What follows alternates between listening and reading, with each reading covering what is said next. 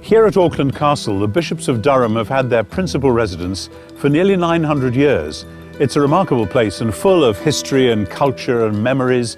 A lot of these buildings are themselves signs of faith and signs of hope. They've been through some rough times, and often bishops have had to rebuild bits, and this great chapel here is one of those. And when the bishops have lived here, they have used this place as a place of hope for the whole community. Many bishops of Durham have had to live that message right here in the middle of what has often been a very difficult part of the country. I think back to some of my predecessors, famously a man called Bishop Westcott about 110 years ago, who called together the miners' leaders and the miners themselves when there was a terrible strike and people were starving in the streets.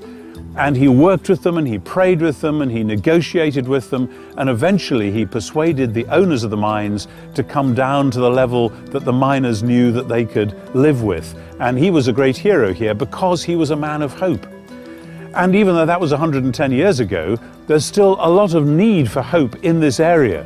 If I walk around not far from here, there are all the signs of a countryside and towns in real decline, because the traditional industries have gone. There's no more mining here. There's no shipbuilding where there used to be down on the coast. There's no steel being made anymore. There's all sorts of things that used to happen here that used to bring prosperity to the region that have disappeared. And as a result, there's a lot of unemployment, there's a lot of drug abuse, there's a lot of all the attendant social problems that go with that kind of situation. And in the middle of all of that, the church has, of course, always had the calling to live and speak the message not only of faith and of love, of course, but also of hope. But when Christians talk about hope, there's a lot of confusion. If you ask an average Christian, what is the Christian hope? They'll probably say, oh, it's about going to heaven. Or maybe they'll say it's to do with resurrection. And then they'll scratch their heads and say, wait a minute, what exactly is resurrection? And where exactly is heaven? What are we talking about? Can we actually believe that stuff?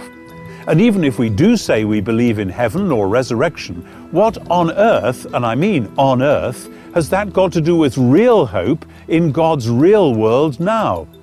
So in the 6 sessions that we're going to have together, I'm going to be looking at these big ideas, heaven and resurrection, and particularly the mission of the church to bring hope to real people in the real present. We're going to be studying these themes together with the Bible open in front of us and with all sorts of possibilities, because we need hope here. Most people around the world now know that they need hope, and it's time to be surprised by it once again.